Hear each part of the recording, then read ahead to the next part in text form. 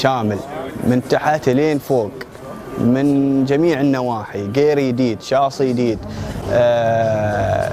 نظام تعليق جديد.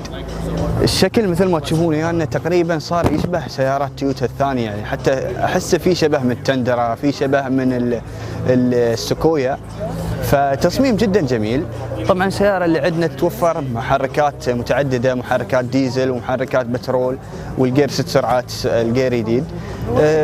لكن اهم تغيير صار من الداخل، خاصة للمهتمين ان يقتنون السيارة كسيارتهم الشخصية وليست سيارة للاستخدام اللي هي لاستخدام الشركات. نحن عندنا في الامارات مقصور استخدام الهايلكس فقط للشركات، حتى انها ما تسجل باسامي الافراد. خلونا نشوف الهايلكس الفول اوبشن كيف من الداخل. طبعا توفر جير اوتوماتيك وجير عادي. هذا الجير اوتوماتيك عندنا توفر سنجل وتتوفر دبل. الدبل جاي عندنا بالشكل الفرار، ما عندنا الدبل التقليدي اللي كنا نشوفه في الهايلكس قبل. الشاشه موجوده، البلوتوث موجود، ازرار وايد على السكان، العدادات شكلها جدا جميل. طبعا البلاستيك لازم يكون موجود، في النهايه ترى هاي سياره يعني تعتبر سيارة رخيصة، يعني مو من السيارات الفخمة ولا السيارات اللي يعني يتوجهوا لها الناس بكثرة، يعني ما عدا في بعض الدول. طبعا السيارة هذه يتم تصنيعها في تايلاند، وتايلاند هو تقريبا من أهم الأسواق للتويوتا هايلكس ولسوق البيك اب بشكل عام.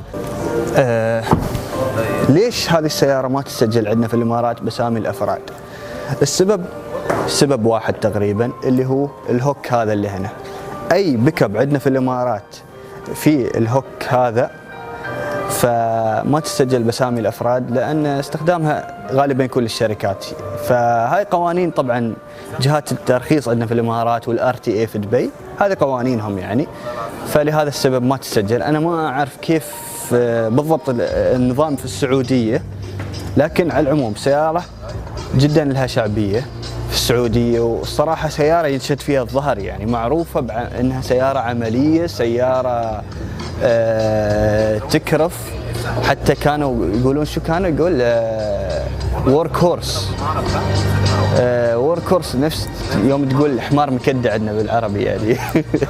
ففعلا يعني السيارة هذه تعتبر حمار مكدة، أو سيارة كرف يعني، عرفت؟